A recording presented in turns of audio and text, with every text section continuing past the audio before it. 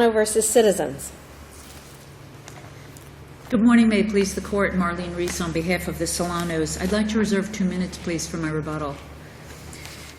This is a summary judgment that was entered in favor of Citizens on a Hurricane Wilma claim.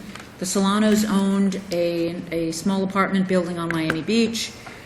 The trial court found, based, I think, primarily on Kroner at the time — there have since been some subsequent cases that clarify Kroner, the 4th District's case in Kroner. The trial court's ruling, I think, was based primarily on Kroner, which said that there is 2 years and 3 months as more or less a bright line of what is or is not prompt notice.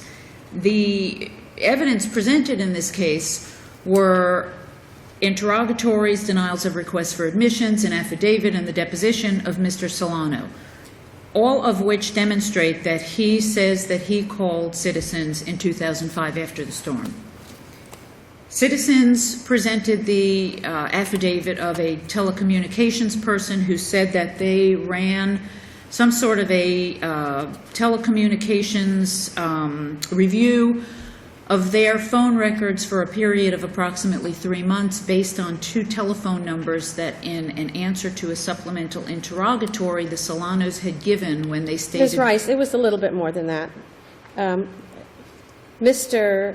Celano said in his verified answers to interrogatories, which is the first thing he filed,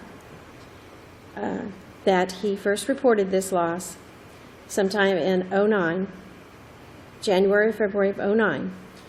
And then after that, he tried to backtrack, and he made representations about who he talked to in 2005 and documents he gave to people in 2005 and repairs he made in 2005, and said that the documents were with Mr. Garcia, and there's no affidavit in this file for Mr. Garcia about anything in 2005, and there's no documents about anything happening in 2005. And the first repair bill is in September of 2006, and it's for $386 for paint. So it's a little bit more than what you just told us about. The interrogatory, actually, I think the interrogatory said that they believed, and it didn't say first notification. The interrogatory answer said that they believed that the insurance company was notified in 2009 by their public adjuster. They had also denied admissions where Citizens had requested an admission that the first notification was in 2009. Those were denied.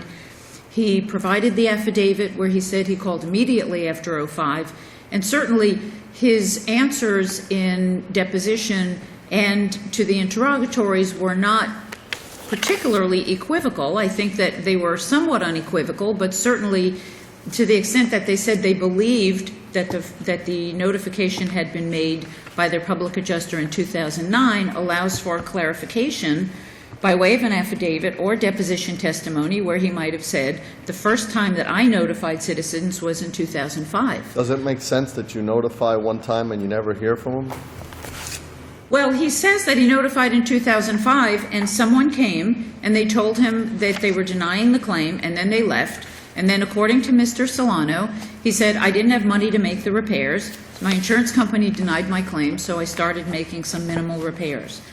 And he said, I got a letter, I got correspondence in 2005. I got an adjustment, I had someone come in 2005, I gave it to him. I also have repairs that I made in 2005. I gave the receipts for that to Mr. Garcia. They gave a lot of pieces of paper to Mr. Garcia. Not one single piece of those papers appears in this record, nor is there any affidavit from Mr. Garcia with any of that documentation. Nothing, zero. The first thing that appears in this record is a paint charge at Home Depot a year after, almost a year after the storm, for $386. Well, it very well may be that the first repair that he made was a year, and I don't remember the exact date of the first. He testified he started making repairs immediately, and he made a bunch of roof repairs at once, and he started calling roofers out, people to help make repairs at once, and he gave all those receipts. He had receipts, and he gave them to Mr. Garcia.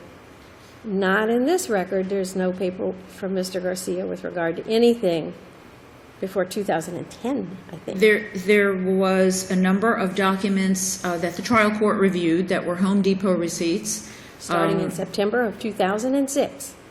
With the fact that he may have given them to Mr. Garcia and the fact that he may have had some and provided them to Citizens, I think at least is some sort of compliance. It's not no compliance. Well, that's what he says, but in opposition to a motion for summary judgment where you are trying to show that I gave notice, and this man has testified, I have a bunch of pieces of paper that back me up.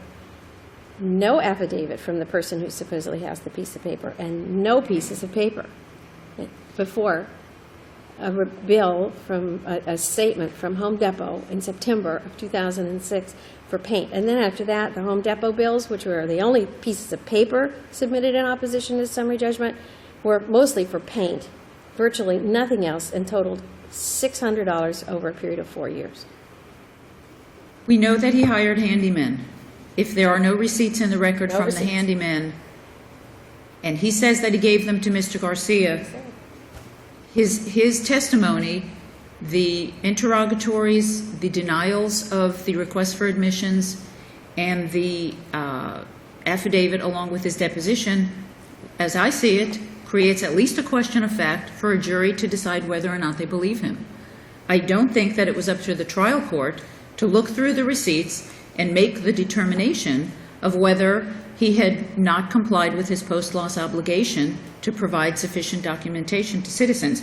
In a perfect world, obviously, he would have had a receipt from day one all the way to the very end. And again, this is not the kind of case where he put a new roof on the house and now he's looking for $50,000 for a roof and he can't provide a receipt from a roofer.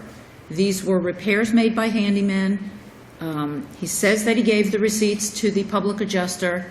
We've got his affidavit, his deposition, his answers to discovery, and at the very least, I think that would get us past summary judgment. He may not win a trial, but I think that the summary judgment should be reversed by what's in the record. This court may determine that that's not sufficient for summary judgment, but we present what we have, and if we can get past summary judgment and it can go to a jury, then the jury determines whether they're going to believe Mr. Celano and whether they're going to believe his engineer. And the engineer's depot is in the record as well. So I would reserve the rest of my time, please, for rebuttal. Thank you.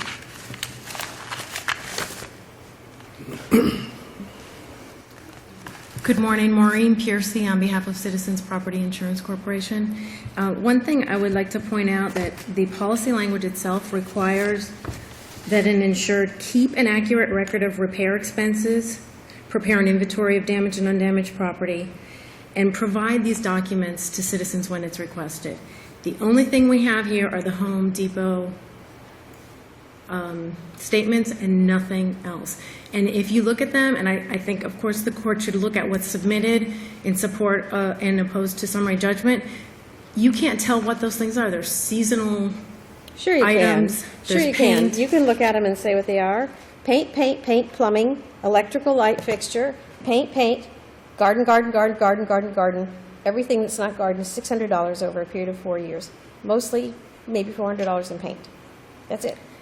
And when you look at that compared to what their duties were under this court's ruling in Edwards, they have not complied. We don't even have to get into when he gave notice or anything else. That is a sufficient basis in and of itself to affirm here.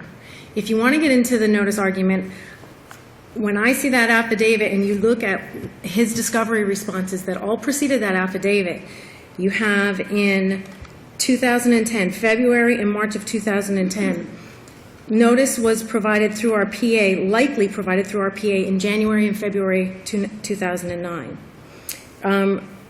Request for admissions, he admits he didn't report it in 2006, 2007, or 2008. So those periods are out. You have either sometime in 2009, he denied that it was given on February 10th, 2009, but he didn't deny that it wasn't given at all in 2009 in the request for admission responses.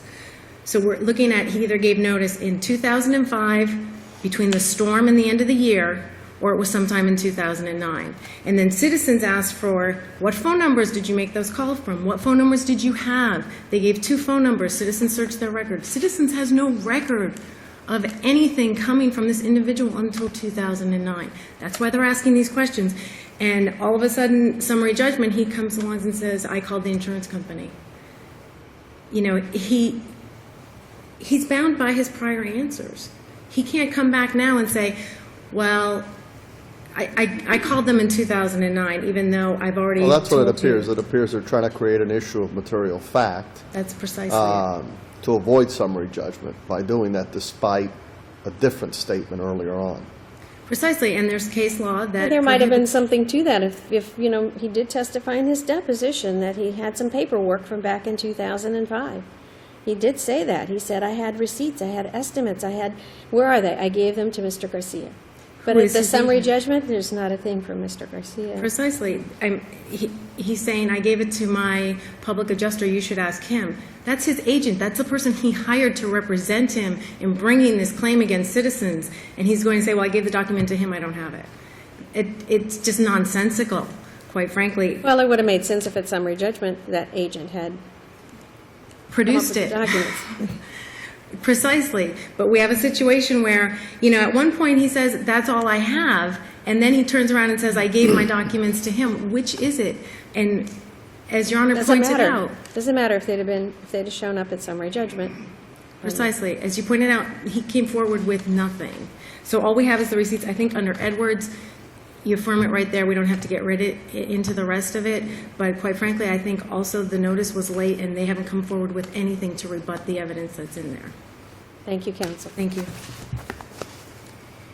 Very briefly, in Edwards, the insured gave nothing, and here we've got something that was given by Mr. Celano to oppose summary judgment.